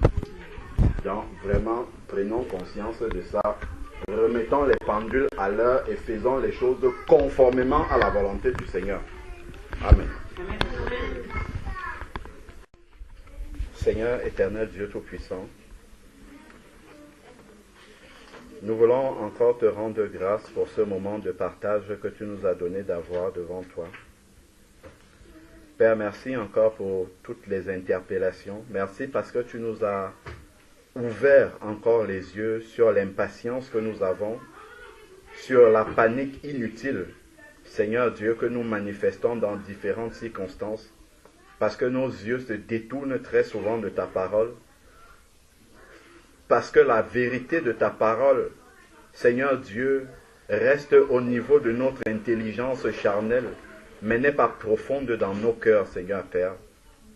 Nous paniquons pour tant de choses, comme les disciples paniquaient alors que tu étais dans la barque. Seigneur, viens et délivre-nous de toutes ces inquiétudes-là, afin que nos yeux restent rivés sur ta parole, restent rivés sur toi, Seigneur Père. Viens encore, Seigneur Dieu Tout-Puissant, remplis-nous, Seigneur Dieu Tout-Puissant, vraiment, Seigneur Dieu, de compassion pour nos frères, pour nos sœurs, pour nos enfants, Seigneur Dieu Tout-Puissant, afin, Seigneur Dieu, que nous ne puissions pas, Seigneur Dieu, être dans l'indifférence, que nous ne puissions pas, Seigneur Dieu Tout-Puissant, penser uniquement à nos propres intérêts, Seigneur Dieu, mais que nous pensions et considérions aussi ceux des autres, Seigneur Père. Car c'est en cela, Seigneur Dieu, que ton cœur est réjoui véritablement, Seigneur Père, dans notre marche. Éternel Dieu Tout-Puissant, nous voulons te confier la suite de la marche de chacun d'entre nous. Père, que tous les messages que nous entendons ne soient pas seulement des bonnes paroles, Seigneur Dieu Tout-Puissant, mais que cela descende au tréfonds même de notre cœur et que cela devienne une réalité dans notre vie, Seigneur Père. Car si tu parles, c'est pour que nous changions, c'est pour que nous soyons transformés par cette parole que nous entendons, Seigneur Père éternel. Donne-nous de ne pas être des auditeurs oublieux, Seigneur Père, mais que cette parole-là, Seigneur Dieu Tout-Puissant, puisse apporter, Seigneur Dieu Tout-Puissant, une réelle transformation de notre vie et que nous puissions nous voir grandir concrètement, Seigneur Père, et dire, l'année dernière, j'étais encore faible sur tel aspect. Seigneur Père, mais grâce à ta parole et au soutien de ton esprit, à mon cœur, Seigneur Dieu, que tu as bien disposé et qui était ouvert, Seigneur Dieu, aujourd'hui, j'ai de nombreuses victoires, Seigneur Père. J'ai avancé, Seigneur Père, dans ma marche avec toi. J'ai délaissé derrière moi, Seigneur, beaucoup de choses qui n'étaient pas à ta gloire. Père, c'est cela que nous voulons voir dans nos propres vies, Seigneur Dieu Tout-Puissant, car nous savons que ta parole, Seigneur Père, est une parole qui transforme, Seigneur Dieu Tout-Puissant. Père, si cette parole-là n'a pas d'effet dans nos vies, c'est parce que nos cœurs sont fermés. Père, nous voulons ouvrir nos cœurs et voir véritablement ta parole agir